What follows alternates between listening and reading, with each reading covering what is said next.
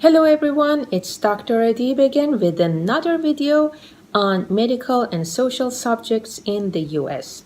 Today I want to talk about a very important topic, which is harming self or others. And I want to raise awareness on that and debunk some myth. Number one myth about that is depressed people or people who have thoughts of self or other harm do not look sad or angry at all.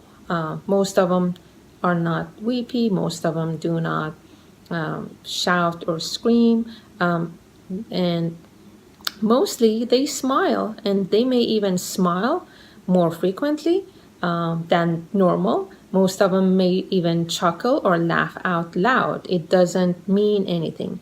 In other words, most of people who are at the verge of harming self or others, they're unidentifiable from normal people. I'm sure you might have seen footages of people a few days or even a few hours before they committed suicide or a massacre. And as you have seen, most of them you can't tell, the families cannot tell, and the teachers, everyone else, they're totally unaware and quite shocked and surprised by their acts. Not only they look quite normal, but some of them indeed may look very charming and clever, like Ted Bundy. As you know, he was a serial killer, and in the middle of the court, literally in the middle of the court, he proposed to a lady, which totally believed that he did not do all these murders. Another example that I can think of more recently is Chris Watts. He's a man that killed his wife and two daughters and dumped them in his workplace, and he gets love letters in prison. The third myth about this mental problem is that it's very important for families, friends, and even healthcare providers that denial of this intention really does not mean anything. I had a patient that was referred to me. She was pregnant and she was brought to emergency room because she slit her wrist for the intention of suicide, and the psychiatry lesion cleared her.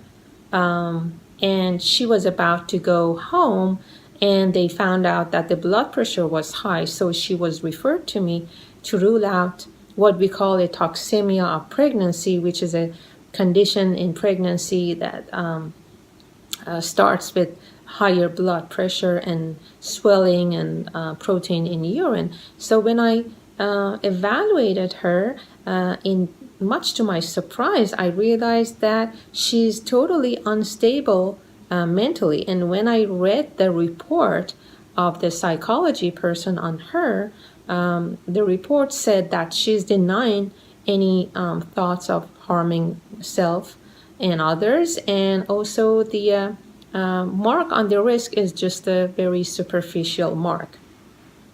And they were about to send her home totally unstable mentally.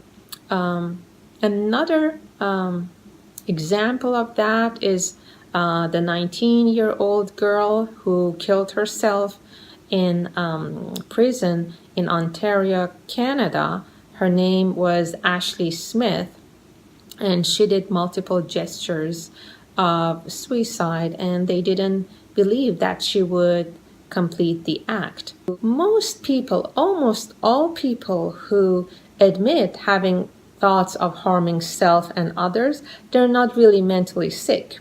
They probably are saying that in order to pretend to be a psych patient in order to have secondary gains.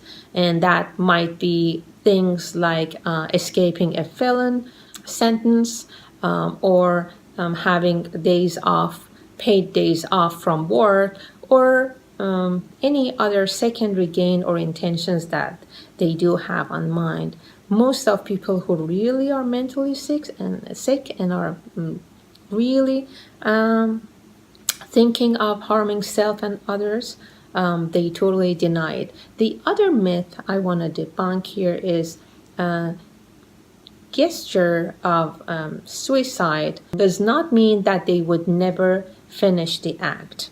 We know as a fact that men suicide less than women, but if they do, it's more successful. That's because women suicide mostly as an act to draw attention out of personality disorders like histrionic or borderline. But that does not mean that they wouldn't go all the way.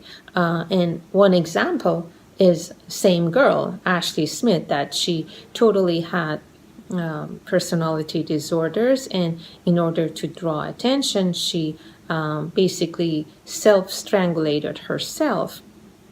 And in one of the acts, she died, unfortunately, at the age of 19, even though she was on 24-hour surveillance, but the correction officers were instructed not to go into her cell if she's still breathing. So she was found dead 45 minutes after she was actually stopped breathing. The other myth I want to talk to you about is to raise awareness on people who start treatment. A lot of depressed people are so depressed and they have such a lack of energy that even though they think of suicide, but they do not do the act. But at the initiation of treatment, friends and family and supportive care needs to be very, very aware of. And with the initiation of treatment, their energy level goes higher.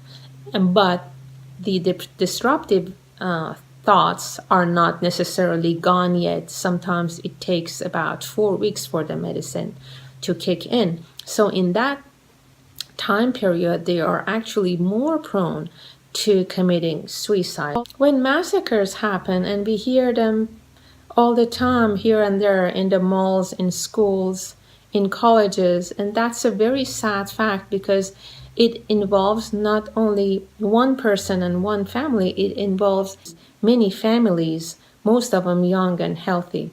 What I see, and I've noticed news cover, is everything about the massacre, like who were the killer or killers, where the gun was bought, what time they entered the facility, what time the police arrived, what time it was evacuated, how many people died, candles, cemetery, everything.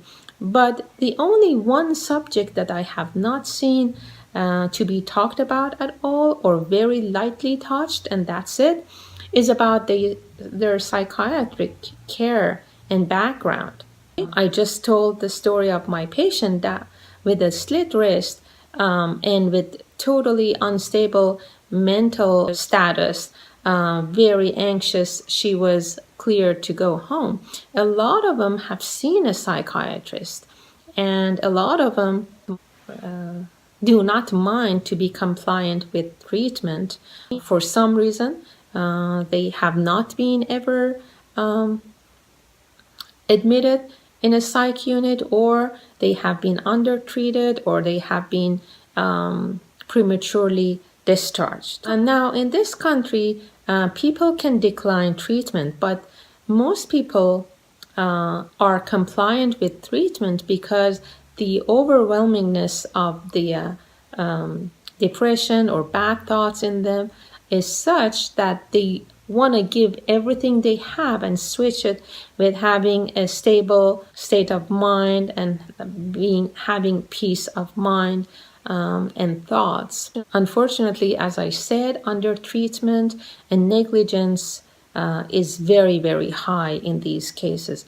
Now, we're in a country that we tend to sue each other a lot. People have sued because a coffee was hot, because their kid didn't understand math in first grade, and after 7 years, they went back to see what happened in the process of birth. People sue for all sorts of reasons. The way we do medicine for normal adult sane people is that if they have not showed up for a follow-up for an abnormal test, we need to keep calling them, and we need to actually babysit them. And finally, if they don't get back to us by the third call, what we do is that we send them a certified mail, like you were supposed to come back for such and such abnormal test and you did not. If they were later diagnosed with a cancer or a life-threatening problem, they come back to the doctor and say, how come you did not follow the patient up? But in terms of psychological care, no one looks at it like this, unfortunately. And under treatment is very, very common. As I said, someone denying thoughts of harming self and others does not mean anything. A recent suicide and killing in YouTube that you might have heard about it. Her name was Nasim Adib. She was a YouTuber, and for some reason she thought that YouTube was not fair to her. So she leaves home, and the family call police, and they say everything about her, like she has thoughts of harming self and others. She's supposed to be on medicine and she's not. And I'll put the footage down below this video for you. The police talk with her a few days before she committed suicide, before killing a few people in that YouTube office. And the police, female police, kudos to her. She asked all the right questions. She had all the information from the family, and she asked all the right questions from her. And you can see in that footage that she just denied any intentions of harming self. And when a police officer asked her, do you have any intentions of harming others? That was the one only time that she was not verbal. And she just looked down at the steering wheel, and it was a long silence. And that long silence was just interpreted as a no from her. Self-harm and others' harm does not happen that often. Chances are rather low in our communities, but when it does happen, it's really, really a tragedy, and it's really a catastrophe, because it happens in young, healthy people, and it really shocks and sorrows a lot of families. This concludes my video on self and others' harm. Take care of yourselves, and do not believe everything you hear only because you hear it all the time.